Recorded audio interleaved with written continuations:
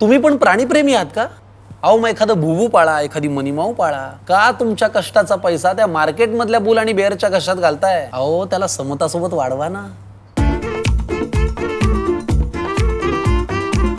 समता पतसंस्था.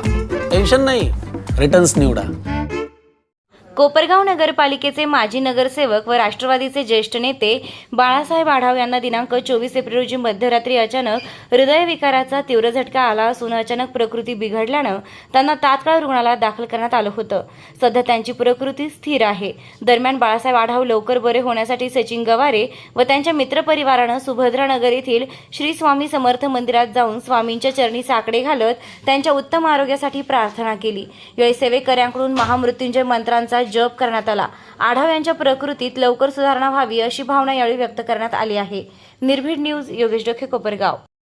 आमचे मित्र व स्वामी समर्थचे निस्तीम भक्त व सेवेकरी बाळासाहेबजी आढाव यांना काल रात्री हृदयविकाराचा तीव्र झटका आला होता. त्यामधून त्यांना लवकर सावरण्यासाठी स्वामी मदत करतील. त्यांना प्रथमोपचार त्यांचे झालेले आहेत. त्यांची प्रकृती सध्या स्थिर आहे, परंतु यापुढे ते लवकरात लवकर आपल्यामध्ये येऊन व सेवा देण्यास सुरुवात करतील अशा पद्धतीची स्वामींना साकडं घालण्यासाठी मी या ठिकाणी आलेलो आहे. त्यांची तब्येत लवकरात लवकर उत्तम व्हावं हे स्वामींचरणी प्रार्थना करतो.